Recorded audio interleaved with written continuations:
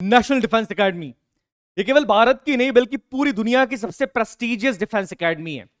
National defence academy ने भारतीय सेना को ऐसे वीर, ऐसे अदम्य साहस का परिचय देने वाले अधिकारी दिए हैं जिन्होंने युद्ध क्षेत्र के दौरान और शांति काल के दौरान भी अपने अदम्य साहस का परिचय दिया है। आज हम ऐसे ही कुछ अधिकारियों के बारे में बात करेंगे जिन्होंने नेशनल डिफेंस एकेडमी से ट्रेनिंग ली और देश की रक्षा करते हुए वो वीर गति को प्राप्त हो गए। नेशनल डिफेंस एकेडमी, जिसके बारे में हम सभी जानते हैं, 16 जनवरी को नेशनल डिफेंस एकेडमी ने अपने 75 साल पूरे करे। इन 75 सालों के दौरान नेशनल डिफेंस एकेडमी ने भारतीय सेना को ऐसे वीर और सूरमा अधिकारी दिए हैं जिन्होंने पूरी दुनिया के अंदर अपनी वीरता का लोहा मनवाया है। नेशनल डिफेंस एकेडमी, जो कि पूरी दुनिया का सबसे प्रेस्टिजियस इंस्टीट्यूशन है, और आप में से कई एस्पिरेंट एनडीए को ज्वाइन करने के लिए बहुत ज्यादा आतुर हैं। आप बहुत मेहनत करते हैं कि आप दुनिया के सबसे प्रेस्टिजियस इंस्टीट्यूशन को ज्वाइन करें और भारत माता की सेवा में अपना पूरा जीवन समर्पित कर दें।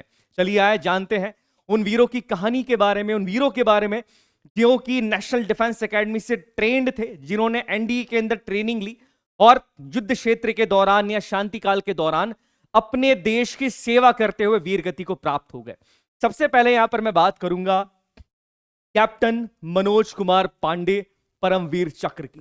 कैप्टन मनोज कुमार पांडे एक ऐसा नाम जो कोई भी भारतीय कभी भूल नहीं सकता है। कारगिल युद्ध के दौरान उन्होंने जो अपने अदम्य साहस का परिचय दिया, उसको भूलना लगभग नामुमकिन है। ऐसी विषम परिस्थितियों के अंदर भी उन्होंने अपना साहस नहीं खोया। उनके अंतिम शब्द थे ना छोड़नू, जिसका मतलब होता है कि छोड़ना मत। गोली लग जाने के बावजूद भी 3 गोलियां सर में लगी, पांव में गोली लगी, यहां पर कि शरीर के अंदर कई सारी गोलियां लग गई, तब भी अंतिम शब्द केवल यह था कि ना छोड़नू, दुश्मनों को मत छोड़ना। इसे कहते हैं सेंस ऑफ रिस्पॉन्सिबिलिटी, कि जिम्मेदारी इतनी ज्यादा कि स्वयं से ज्यादा इस बात की चिंता है कि मिशन मुझे किसी भी कीमत पे कंप्लीट करना है। कैप्टन मनोज कुमार पांडे। कैप्टन मनोज कुमार पांडे का जन्म 25 जून 1975 को उत्तर प्रदेश के सीतापुर डिस्ट्रिक्ट के अंदर होता है। कैप्टन मनोज कुमार पांडे एक बहुत सामान्य परिवार से बिलोंग करते हैं।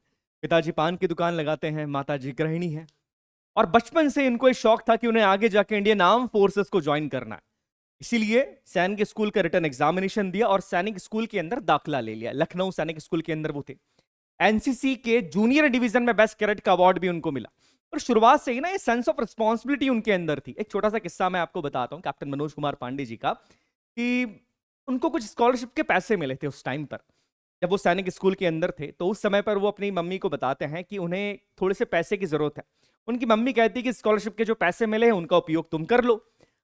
तो कैप्टन मनोज कुमार पांडे कहते हैं कि नहीं मम्मी, पापा की जो साइकिल है ना, वो साइकिल बहुत पुरानी हो गई है और मैं ये पैसे जोड़ के पापा के लिए एक नई साइकिल लेकर आऊंगा। देखिए आप, ये जो चीज है ना, ये शुरुआत से दिखने लगती है, द सेंस ऑफ रिस्पॉन्सिबिलिटी, जिसके बारे में हम हमेशा बात करते हैं कि जिम्मेदारी का व्यक्ति को अनुभव होना शुरुआत से बहुत जरूरी होता है। उनकी रिस्पॉन्सिबिलिटी उनके पेरेंट्स के लिए भी है। शुरुआत से देख रही कि पापा के पास एक पुरानी साइकिल है, तो जो पैसे हैं वो मैं अपने ऊपर खर्चा नहीं करूंगा, वो मैं किसके लिए साइकिल लेके आऊंगा, पापा के लिए साइकिल लेकर आऊंगा। ये सपना शुरुआत से था। बचपन में एक बांसुरी उन्होंने परचेस करी थी। मेले के अंदर जाते, मेले के अंदर कई सारे खिलौने थे, बट उन्होंने बोला नहीं मुझे बांसुरी चाहिए। मम्मी से जिद करके बांसुरी ले ली और वो बांसुरी ताउम्र उनके साथ रही थी। तो ऐसे थे कैप्टन मनोज कुमार पांडे, बहुत ही सरल स्वभाव के बट अत्यंत साहसी। अब जैसे जैसे सफर बढ़ता गया, शुरुआती तौर पर स्कूल के अंदर उन्होंने पढ़ाई करी। सैनिक स्कूल लखनऊ से उन्होंने 12वीं की परीक्षा उत्तीर्ण करी और फाइनली उन्होंने नेशनल डिफेंस एकेडमी का एग्जामिनेशन दिया, जो कि यूपीएससी कंडक्ट करता है। एक बड़ा मजेदार किस्सा है एनडीए का। जब उन्होंने एग्जाम क्लियर करा उसके बाद जब उनका एसएसबी हुआ, तो इंटरव्यू ऑफिसर ने उनसे पूछा कि why you want to join the Indian army, आप इंडियन आर्मी क्यों ज्वाइन करना चाहते हैं। उनका जवाब था कि मुझे परमवीर चक्र जीतना है। मतलब शुरुआत से चीज क्लियर थी कि आगे जाके उन्हें परमवीर चक्र जीतना है। पर यह किसे पता था कि कैप्टन मनोज कुमार पांडे जी को मरणोपरांत परमवीर चक्र मिलेगा। के बाद captain Manoj Kumar Pandey national defence academy को ज्वाइन करते हैं। एनडीए का 19th कोर्स वो ज्वाइन करते हैं और उसी कोर्स के दौरान वो एनडीए के अंदर अच्छे तरीके से ट्रेनिंग लेते हैं। बॉडी बिल्डिंग का उनको बहुत ज्यादा शौक था। आप देख सकते हैं बॉडी बिल्डिंग का शौक उनको है, कई सारे स्पोर्ट्स खेलने का शौक उनको बहुत ज्यादा रहता है। और एक बहुत बड़ी बात कि कैप्टन मनोज कुमार पांडे शाकाहारी थे। कई बार हमको लगता है कि इंडियन आर्म फोर्सेस में हम जाते हैं तो क्या हमको नॉनवेज खाना पड़ेगा। ताउम्र ना उन्होंने कभी शराब पी और ना कभी उन्होंने मांस को हाथ लगाया। ये एक उनकी खासियत, या ये कह सकते हैं कि हमेशा वो अपने उन उसूलों के ऊपर चलते रहे। इसके बाद कैप्टन मनोज कुमार पांडे एनडीए से पास आउट होने के बाद इंडियन मिलिट्री अकेडमी देहरादून को ज्वाइन करते हैं। इंडियन मिलिट्री अकेडमी देहरादून को जब कैप्टन मनोज कुमार पांडे ज्वाइन करते हैं, उसके बाद वहां से कमीशन होने के बाद वो गोरखा राइफल्स को ज्वाइन करते हैं, 11 गोरखा की फर्स्ट बटालियन को ज्वाइन करते हैं। अब दशहरे के दौरान एक ऐसा इंसिडेंट उनके साथ होता है जिसका जिक्र कई सारी किताबों के अंदर किया गया है। गोरखा राइफल्स के अंदर एक परंपरा है, आप सब जानते हैं कि गोरखा कम्युनिटी के अंदर दशहरे के पर्व को बहुत जोर शोर से मनाया जाता है। अब वहां पर यह होता है कि गोरखा राइफल्स की जिस यूनिट के अंदर वो है, वहां पर उनसे कहा जाता है कि अधिकारी वो हैं, तो कहा जाता है कि दशहरे पर उनको एक बकरे का सर काटना है। अब कैप्टन मनोज कुमार पांडे शुरुआत में तो थोड़ा सा हिचकिचाते हैं, बट उसके बाद एक ही झटके में बकरे का सर काट लेते हैं। उसके बाद लगभग 10 से 12 बार वो अपने हाथों को और मुंह को धोते हैं अपने कमरे में जाकर। मन में एक छोटी सी झिझक होती है, बिकॉज आप समझ सकते हैं कि उन्होंने अपने पूरे जीवन में कभी भी मीट को या शराब का सेवन कभी उन्होंने किया नहीं था। पर धीरे धीरे ये चीज हटती जाती है और कैप्टन मनोज कुमार पांडे एक देश के बहुत वीर अधिकारी के तौर पर उभरते हैं। पोस्टिंग शुरुआत में श्रीनगर के अंदर होती है, उसके बाद उनकी जो पोस्टिंग है वो होती है सियाचिन के अंदर।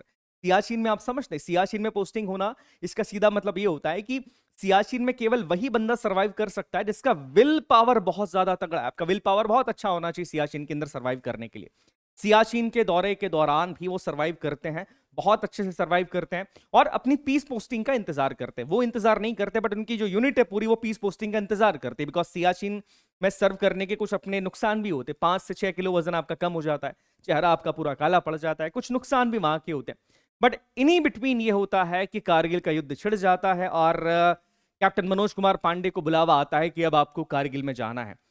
पीसफुल पोस्टिंग जो कि पुणे में होने वाली थी, उसको हटा के कहां कर दिया जाता है, उसको कारगिल के अंदर कर दिया जाता है। कारगिल के युद्ध के दौरान भी कैप्टन मनोज कुमार पांडे अपने अदम्य साहस का परिचय देते हैं और कई सारे मिशंस को वो पूरा कर लेते हैं, जिसमें से एक मिशन था ऑपरेशन रक्षक, जिसको वो सफलतापूर्वक अंजाम देते हैं। ऐसे एक मिशन होता है जिसमें हालूबार की एक चोटी होती है जिसपे कब्जा करने का मिशन कैप्टन मनोज कुमार पांडे को दिया जाता है। शुरुआत में ऐसा लगता है कि ऊपर 4 बंकर है, बट जब आगे जाकर देखते हैं तो दिखाई देता है कि 4 नहीं, वहां पर 6 बंकर है। तब भी कैप्टन मनोज कुमार पांडे रात की ठंड में, आप समझिएगा ये इस तरह का एरिया है, आप समझिए दुश्मन टॉप के ऊपर है, इतनी ठंड के अंदर रात में ऊपर चढ़ना ये अपने आप में एक बहुत बड़ी बात है। अपनी गन को वो मोजों से ढक लेते, क्यों? ताकि गन गर्म रहे, बिकॉज गन गर्म रहेगी तो चलने में उसकी आसानी होती है। अपने आप की परवाह नहीं करते, गन को ढक रहे कि मेरा वेपन सही होना चाहिए। रात के अंधेरे में ऊपर चढ़ना बहुत मुश्किल काम होता है, पर फिर भी वो करते हैं। 4 में से 3 बंकर्स को नष्ट कर देते ग्रेनेड्स के द्वारा, बट जब चौथा बंकर नष्ट करने जाते हैं, से पहले भी गोलियां लग चुकी थी, 2 गोलियां, और उसके बाद जैसे चौथा बंकर नष्ट करने जाते हैं 3 गोलियां हेलमेट के अंदर लगती है और कैप्टन मनोज कुमार पांडे वहीं गिर जाते हैं। उसके बाद भी आप समझिएगा उनके अंतिम शब्द क्या थे, ना छोड़ना मत। अपनी गोरखा राइफल्स के जवानों को वो कहते हैं कि किसी भी कीमत पर इनको मत छोड़ना। यही चीज होती है जो एक सामान्य व्यक्ति को एक फौजी में कन्वर्ट करती है, विल पावर। ये बहुत बहुत बहुत बड़ी बात होती है। If death strike before I prove my blood, I swear I will kill death. शब्द थे कैप्टन मनोज कुमार पांडे के। मरणोपरांत उनके अदम्य साहस के लिए कैप्टन मनोज कुमार पांडे को परमवीर चक्र दिया गया। तो ये कहानी थी कैप्टन मनोज कुमार पांडे की, जो कि नेशनल डिफेंस एकेडमी से ट्रेंड थे और 19th course of national defence academy से वो ट्रेंड हुए थे, वहां से वो पास आउट हुए थे। अब अगले वीर जो कि नेशनल डिफेंस एकेडमी से ट्रेंड हुए हैं, जिनके बारे में आप सब जानते हैं। भारत का एक ऐसे महान सपूत जिसके ऊपर हर भारतीय को आज भी गर्व है। हम बात कर रहे हैं मेजर संदीप उन्नीकृष्णन की। मेजर संदीप उन्नीकृष्णन के बारे में उनके सीनियर अधिकारी कहते हैं कि he was the perfect officer. एक अधिकारी को जिस तरीके का होना चाहिए, जैसा उसका एटीट्यूड होना चाहिए, जैसा उसका बातचीत करने का तरीका होना चाहिए, जैसा फोकस, जैसा डिसिप्लिन होना चाहिए, वो सारी चीजें मेजर संदीप उन्नीकृष्णन के अंदर थी। He was the perfect officer, या अगर ये कहा जाए कि he was the epitome of perfection, तो ये चीज भी गलत नहीं होगी। मेजर संदीप उन्नीकृष्णन का जन्म केरला के अंदर 1977 में होता है। पिताजी इसरो के अंदर थे और शुरुआत से ये चीज तय थी कि मेजर साहब को जो है इंडियन आर्मी ही ज्वाइन करनी है। बचपन से स्कूल के अंदर भी हाउस कैप्टन वो रहे थे। स्कूल के दौरान भी जब उनके टीचर्स उनसे पूछते थे या दोस्त पूछते थे कि आगे जाके क्या करना है, तो ही वॉज वेरी क्लियर। वो क्लियरिटी ऑफ थॉट शुरुआत से ही थी कि इंडियन आर्मी को ज्वाइन करना है। स्कूल के अंदर भी आर्मी हेयर कट रख के जाते थे मेजर साहब, तो ये चीजें शुरुआत से क्लियर हो जाती है। देश प्रेम बचपन से ही उनके अंदर था। इसके बाद एनडीए को मेजर साहब ज्वाइन करते हैं नेशनल डिफेंस एकेडमी को ज्वाइन करने के बाद 94th कोर्स के अंदर वो एनडीए को ज्वाइन करते हैं और अच्छे तरीके से एनडीए की अपनी पूरी ट्रेनिंग कंप्लीट करते हैं। उसके बाद इंडियन मिलिट्री एकेडमी को ज्वाइन करते हैं और जैसे ही वो कमीशन्ड होते हैं वो 7th बिहार रेजिमेंट को ज्वाइन कर लेते हैं। बट उसी टाइम पर आप देखते हैं कि एक बड़ी कह सकते हैं कि एक ये संजोग ही था कि जब वो कमीशन्ड होते हैं वैसे ही कारगिल वॉर शुरू हो जाता है और उनकी जो पोस्टिंग है वो कारगिल के अंदर हो जाती है। आपको जानकर शायद हैरानी होगी कि मेजर संदीप उन्नीकृष्णन ने ऑपरेशन विजय के अंदर भी हिस्सा लिया था। दुश्मन को 200 मीटर पीछे करके भारतीय चौकी को 200 मीटर आगे तक पहुंचा दिया था उस समय पर। कारगिल की हम बात कर रहे हैं, तो उनके अदम्य साहस का परिचय उन्होंने शुरुआत से देना शुरू कर दिया था। इसी के बारे में आप समझिएगा कि he was the bravest one, मतलब ये कहा जाता है ना, मैंने भी कहा कि he was the perfect one और ब्रेवेस्ट वन भी थे। अब परफेक्ट वन क्यों बोल रहा हूं, एक छोटा सा इसके बारे में और मैं बात बताता हूं मेजर साहब के बारे में। कमांडो स्कूल जो बेलगाम के अंदर है, वहां पर घातक कमांडो ट्रेनिंग में 2 बार टॉप पे रहे थे और रेटिंग उनकी इंस्ट्रक्टर ग्रेड की थी, जो सबसे टॉप रेटिंग किसी कमांडो को दी जाती, समझिएगा टॉप रेटिंग उनकी थी वहां पे। ये सारी चीजें करने के बाद वो एनएसजी को ज्वाइन करते हैं, नेशनल सिक्योरिटी गार्ड्स को ज्वाइन करते हैं और 51 जो स्पेशल ग्रुप है एनएसजी का, उसको वो ज्वाइन करते हैं। इसी बीच हम सब जानते हैं कि ताज के ऊपर हमला होता है। एनएसजी के अंदर भी वो बहुत अच्छे तरीके से ट्रेनिंग करते हैं। He was the perfect one, एक अधिकारी के तौर पर आप बात करें, एक कमांडो के तौर पर बात करें, he was the perfect one. इसी बीच होता यह है कि 26/11 का हमला होता है, ताज होटल के ऊपर अटैक होता है, वहां पर एनएसजी को बुलाया जाता है। एक बड़ी कह सकते हैं कि ये संजोग की बात कहें या आप समझिएगा इस चीज को कि उस समय पर वो अपने एक दोस्त की शादी में जाने वाले थे, बट किसी कारण वो जा नहीं पाते वहां पर और ये अटैक होता है और मेजर संदीप उन्नीकृष्णन को इस अटैक से निपटने की जिम्मेदारी दी जाती है। अटैक के दौरान मेजर संदीप उन्नीकृष्णन कई लोगों को बचाते हैं।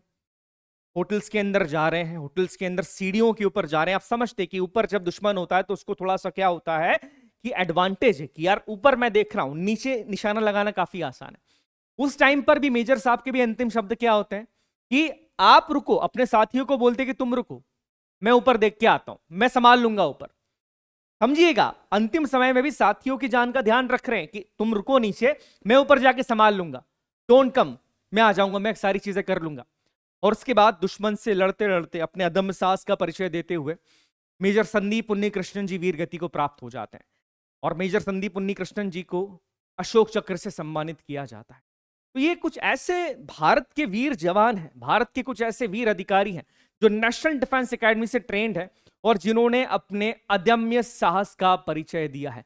चलिए अब हम एक ऐसे ही तीसरे अधिकारी के बारे में बात करते हैं जो कि नेशनल डिफेंस एकेडमी से ट्रेंड है और भारत के कई सारे युवा इन्हें अपनी प्रेरणा मानते हैं।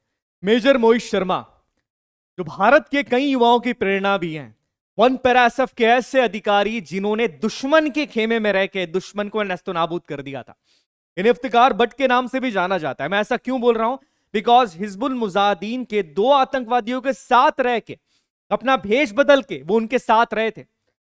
इतने समय उनके साथ रहे और उनको विश्वास दिलाया कि वो भी भारतीय सेना के अगेंस्ट नहीं है, और जब समय मिला तो दोनों आतंकवादियों का सफाया कर दिया। जी हां, यहां पर मैं बात कर रहा हूं 1 पैरा एसएफ के वीर अधिकारी मेजर मोहित शर्मा जी की।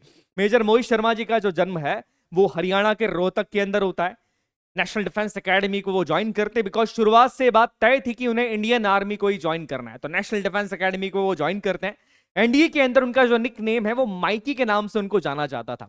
उसके बाद जो मेजर मोहित शर्मा जी हैं वो 5 मद्रास को ज्वाइन करते हैं, कमीशन होते हैं इंडियन मिलिट्री एकेडमी से 1999 के अंदर और 5 मद्रास रेजिमेंट को ज्वाइन करते हैं। उसके बाद वो स्पेशल फोर्सेस को ज्वाइन करते हैं और 1 पैरा का हिस्सा बनते हैं।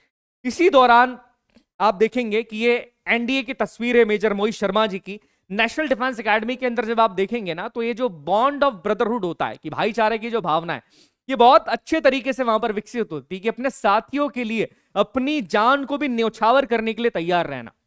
और ऐसा ही कुछ होता है। एक ऑपरेशन के दौरान मेजर मोहित शर्मा जी आतंकवादियों से लड़ते हैं, वो अपने 2 साथियों की जान बचा लेते हैं। उनको लगता है कि इन 2 साथियों को बचाना बहुत ज्यादा जरूरी है, बिकॉज अपनी जान से पहले अपने साथी आते हैं। अपने 2 साथियों की जान वो बचाते हैं, 2 आतंकवादियों को भी मार गिराते हैं, बट अंत में गोली लगने से वो वीरगति को प्राप्त हो जाते हैं। मेजर मोहित शर्मा भारतीय सेना के एक ऐसे अधिकारी जिन्हें भारत का हर बच्चा आज भी याद रखता है। तो ये वो सारे वीर जवान थे जो कि नेशनल डिफेंस एकेडमी से ट्रेंड हुए। ये वो सारे वीर अधिकारी थे जिन्होंने एनडीए से ट्रेनिंग करी और पास आउट हुए और देश के लिए अपना सर्वोच्च बलिदान दे दिया। इसीलिए नेशनल डिफेंस एकेडमी को दुनिया का सबसे प्रेस्टिजियस इंस्टीट्यूशन कहा जाता है। आप में से कई सारे एस्पिरेंट का लक्ष्य कि आप आगे जाकर नेशनल डिफेंस एकेडमी को ज्वाइन करना चाहते हैं, बट आपको एक चीज समझनी पड़ेगी कि पूरी बात यहां पर आपके माइंडसेट की होती है। आपका माइंडसेट उस तरीके का होना चाहिए, आपका माइंडसेट एक अधिकारी की तरह होना चाहिए कि किसी भी कीमत पे मुझे अपने लक्ष्य को प्राप्त करना है और भारत माता की सेवा मुझे करनी है। चलिए मैं आगे ऐसे ही किसी वीडियो के साथ आपको मिलता हूं, तब तक के लिए जय हिंद, जय भारत, भारत माता की जय।